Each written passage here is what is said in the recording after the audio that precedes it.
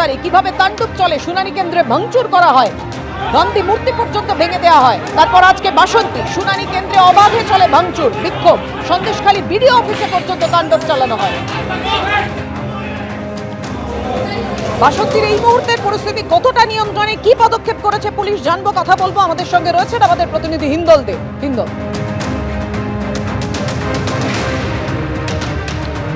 একেবারেই দেখো পাপিয়া, বাসন্তীতে যেখানে সেই শুনানি প্রক্রিয়া চলছিল, অর্থাৎ কিনা বাসন্তী বিডিও অফিসের পাশের যে কর্মতীর্থ, সেখানে কিন্তু শুনানি প্রক্রিয়া চলছিল। সেই পরিস্থিতি এখন একেবারে শান্ত এবং পরিস্থিতি কিন্তু নিয়ন্ত্রণের মধ্যে এসছে। কিন্তু এই পরিস্থিতি নিয়ন্ত্রণের বাইরে চলে গেল কিভাবে, দুটো বিষয় কিন্তু সামনে আসছে। প্রথমত অভিযোগ উঠছে যে সকাল 9টার সময় শুনানি প্রক্রিয়ায় আসার জন্য যাদের শুনানিতে ডাক করা হয়েছে তাদেরকে কিন্তু সকাল 9টায় আসতে বলা হয়েছিল। কিন্তু তারা যেটা অভিযোগ করছেন যে সকাল 9টায় আসার পরেও সেই প্রক্রিয়ায় যারা অংশগ্রহণ করবেন, অর্থাৎ কিনা সেই এসআইআর প্রক্রিয়ায় যে শুনানি প্রক্রিয়া যারা করবেন, তাদের কোনো অফিসার কিন্তু সেই মুহূর্তে এসে উপস্থিত হননি।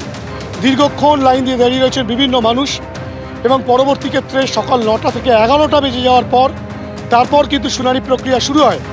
এবং দ্বিতীয় যে অভিযোগ উঠছে যে শুনানি প্রক্রিয়া চলার পর যখন সেসব মানুষ শুনানি প্রক্রিয়ার পর ফিরছেন, সেই সময় তাদেরকে কিন্তু কোনো রকম অ্যাকনলেজমেন্ট স্লিপ দেওয়া হচ্ছিল না। এই ঘটনাকে কেন্দ্র করেই উত্তেজনা তৈরি হয়। উপস্থিত যারা আধিকারিক ছিলেন তাদের সঙ্গে বাগবিতণ্ডা, গণ্ডগোল এবং পরবর্তী ক্ষেত্রে একেবারে কর্মতীর্থের ভেতরে যেখানে শুনানি প্রক্রিয়া চলছিল সেখানে চেয়ার টেবিল ভাঙচুর, হুলস্থুল কাণ্ড এবং তার পরবর্তী ক্ষেত্রে রাস্তা অবরোধ পর্যন্ত হয় টায়ার জ্বালিয়ে। এবং এই পরিস্থিতিতে পুলিশের সামনেই গোটা ঘটনাটা ঘটে যায়। পুলিশ রীতিমতো হিমশিম খায় সেই পরিস্থিতিকে সামাল দেওয়ার জন্য।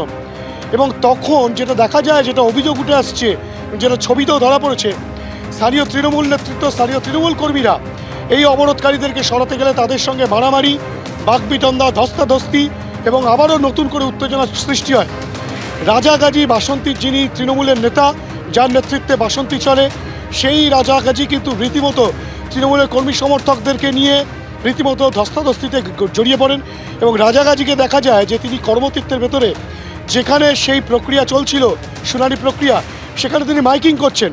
তাকে প্রশ্ন করা হলে তিনি বলছেন যে তার দলের নির্দেশ রয়েছে যে মানুষ যেন সুষ্ঠুভাবে সমস্ত কিছু কাজ করতে পারে, মানুষের সঙ্গে আছে, আইন কি আছে সেটা জানা নেই, দরকার হলে বিজ্ঞপ্তি জারি করুক নির্বাচন কমিশন। অর্থাৎ তৃণমূলের নেতাকর্মীদেরকে আইন হাতে তুলে নিতে দেখা গেল এবং অপরদিকে আইন রক্ষার দায়িত্ব যাদের, তুমি বলছিলেন আইনের রক্ষাকর্তা যারা, সেই পুলিশের সামনেই গোটা ঘটনাটা ঘটলো। সুপ্রিম কোর্টের গতকাল করা নির্দেশের পরও ছবিটা বদলালো না। ধন্যবাদ তোমায় ইন্দ্র। এবিপি আনন্দ, এগিয়ে থাকে, এগিয়ে রাখে।